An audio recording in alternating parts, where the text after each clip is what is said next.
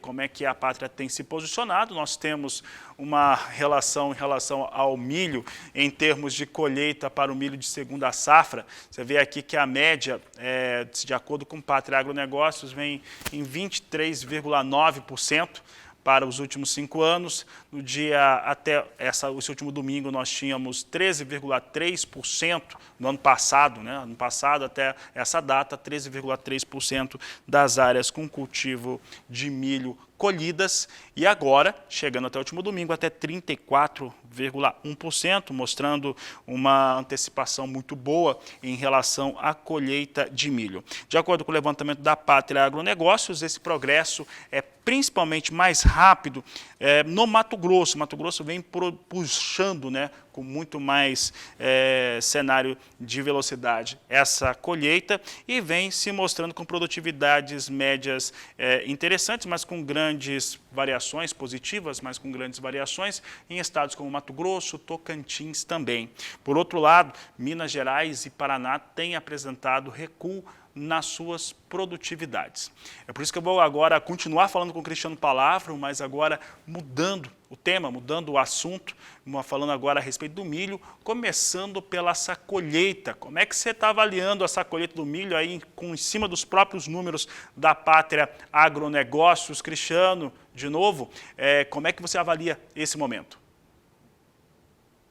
Fabiano, como bem citado aí por você, temos aí pouco mais de 34% da área já colhida, é um nível bastante acelerado de colheita, isso propiciado por uma janela de plantio muito adequada, né? Tivemos grande parte do milho plantado em janeiro, a maior parte em fevereiro, e pouco restou para o plantio mais tardio, que é feito no mês de março, aqui no centro-oeste brasileiro, e isso tem colocado mais milho no mercado, e esse aumento da oferta de milho acaba ajudando na pressão sobre os preços aqui na nossa BMF, que recua hoje novamente, e é claro também sobre os preços físicos.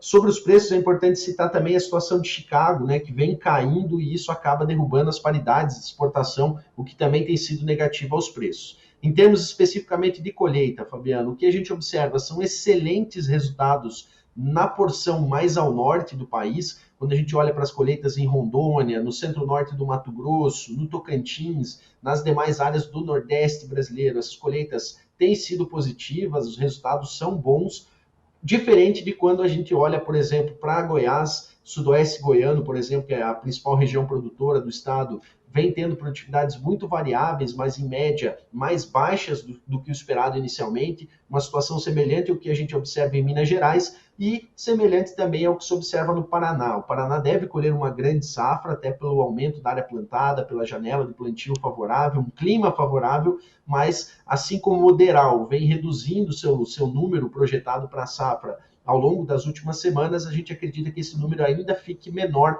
já que as perdas por pragas lá foi bastante significativa nesse ano. Então, centro-norte brasileiro, muito bom, resultados excelentes, e no centro-sul do Brasil, resultados abaixo do que os produtores esperavam inicialmente.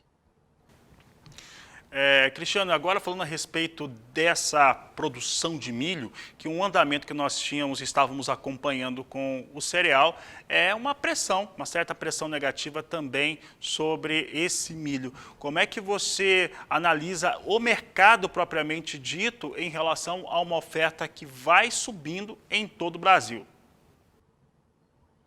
O mercado vem caindo, né, nessas últimas semanas, como eu falei na minha primeira fala sobre o milho, a gente tem uma pressão da maior oferta, a gente tem uma pressão vinda também dos preços internacionais, que tem sentido aí recuos nesses últimos dias, e a gente observa a ponta demandadora, a ponta compradora ainda muito tímida, realmente aguardando maior oferta de milho entrar no mercado, aguardando a continuidade dessas baixas de preços para negociar numa melhor janela. Então, para quem compra, né, essas quedas são positivas e eles realmente estão aguardando o aprofundamento disso.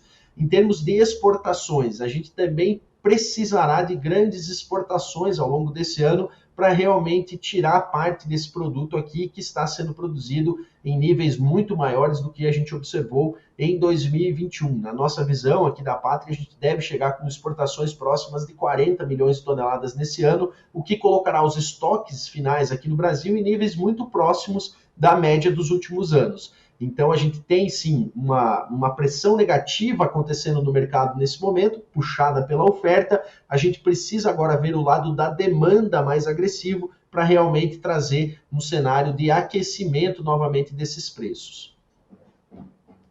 Em relação a essa demanda, você acabou de citar a demanda aqui para o milho brasileiro. Nós temos hoje o produtor de milho ou a produção de milho é muito voltada para os portos. Isso mostra um cenário no qual tem um déficit do cereal por conta de Ucrânia e também outras questões que acabam por vigorar neste momento. Os preços são muito atraentes também para esse milho no porto. Por outro lado, nós temos a demanda interna brasileira. Em relação à acomodação, para uma safra que vem muito melhor do que a safra passada. Em relação à acomodação para atender mercado doméstico, mercado externo, temos números hoje que são essenciais, que atendem este cenário? Sim, sim. Mesmo na nossa visão da Pátria Agronegócios, a produção total no Brasil esse ano vai ser um pouco menor do que os levantamentos oficiais, o SDA e Conab apontam hoje. Mesmo assim, a gente vai ter produto, sim, para garantir o fornecimento interno. Na nossa visão, são cerca de 76 a 77 milhões de toneladas que vão aí suprir as cadeias de produção de suínos, aves, bovinocultura, a indústria de alimentação humana e também as indústrias de etanol, a partir de milho aqui do Centro-Oeste. Esse produto vai estar disponível, sim, para essas empresas, porém a janela, a demanda exportadora será agressiva e isso pode trazer um cenário de preços diferente do que a gente espera normalmente num cenário de grande oferta. Para isso, a gente basta lembrar o passado recente, né? Nós já tivemos uma safra 2020, por exemplo, uma safra extremamente positiva, mas que foi de preços crescentes ao longo do segundo semestre devido a uma demanda exportadora muito agressiva. Por outro lado, a gente teve uma safra 2021 extremamente quebrada, com uma oferta muito menor, e tivemos um segundo semestre de preços descendentes, né? Preços em queda. Então, só a disponibilidade do produto, a oferta do produto, não é suficiente para a gente determinar a tendência de preços, o lado da demanda, quanto efetivamente vai sobrar de produto lá ao final do ano comercial, é o que realmente direciona o mercado. As indústrias do mercado interno têm que ficar atentas a isso, aproveitar as janelas de preços mais baixos, porque sim, há uma tendência de exportações grandes puxada por fatos como você citou. Temos uma safra americana grande, mas que não elevará os estoques por lá. Temos a questão da Ucrânia. Então, a demanda por milho não tem se arrefecido nesses últimos meses. Então, todo um cenário que com dólar forte coloca o produto brasileiro extremamente competitivo no mercado externo nesse ano. Cristiano, olha só, o Fernando Moreira Schaffer, de Santa Catarina, está fazendo uma pergunta agora a respeito da sua fala de há pouco. Ele está dizendo o seguinte: qual que é o momento, então, de compra para quem precisa do milho?